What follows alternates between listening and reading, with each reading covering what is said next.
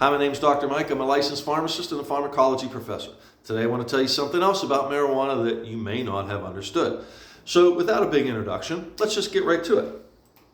Marijuana is a vasodilator. It causes certain blood vessels, not all, in your body to get bigger or to dilate. Now, this is a dose-dependent effect, as in the more marijuana you take into your system, the greater effect this is going to have. What happens when our blood vessels dilate?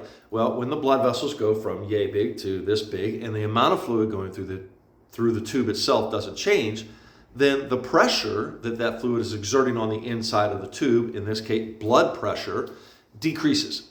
Now the brain immediately knows if your blood pressure decreases. And the brain very quickly tells the heart, which it relies on to make changes like this, to do two things. It tells it to beat faster. It increases the rate of contractility. It also tells the heart to beat stronger. It increases the force of contractility. So your left ventricle is squeezing even harder and you can feel your heart pounding in your chest. The brain tells the heart to do these two things by the release of epinephrine primarily, also some norepinephrine, but collectively we know this as adrenaline from the adrenal gland. So here's the sequence of events.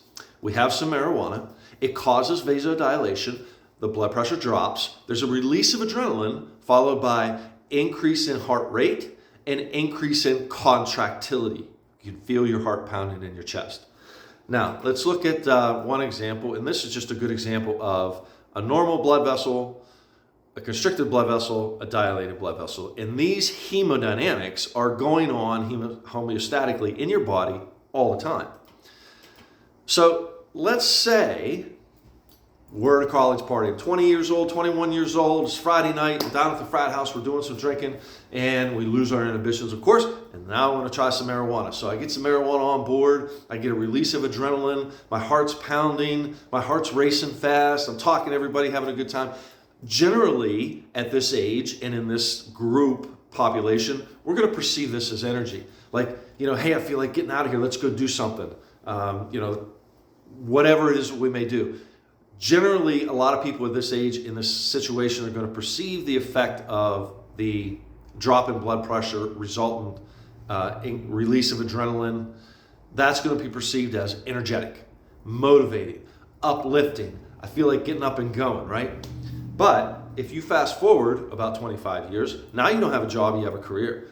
You don't have an apartment, you have a home with a mortgage. You have two cars out front that you're paying car payments on. You have a family. You have all kinds of things that you're responsible for and all kinds of things that you worry about. Well, now if we feel the presence of, a shot of adrenaline followed by racing, pounding heart, we're not going to perceive that as uplifting. We're not going to perceive that as motivating. I'm not going to think, all right, I feel great, let's get up and go.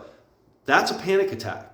So there's very little difference between one person feeling like I've got a lot of energy and motivation from this heavy sativa and another person thinking I'm having a complete panic attack meltdown. And the reason behind that is what's kind of called a sympathetic surge, which is associated with trying to get that blood pressure back up.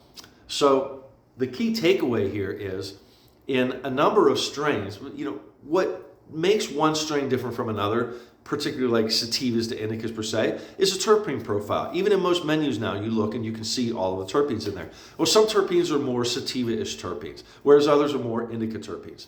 So where this really comes down to practice is if you're working in a dispensary as a medical professional, if you're working in a dispensary as a bud tender, a curator, or anything like that, and somebody comes in and they're talking to you and they say they have anxiety issues, or maybe anxiety is what they got a medical marijuana card for, you will do well to steer them away from the heavy sativas and sativa type terpenes like terpinolene or limonene or pinene, the more sativa-ish type terpenes that we think about, and steer those patients more towards starting on an indica or at least an indica leaning hybrid. And again, dose dependent effect, so never forget to give patients the advice of start with low doses and slowly increase over time. Start low, go slow.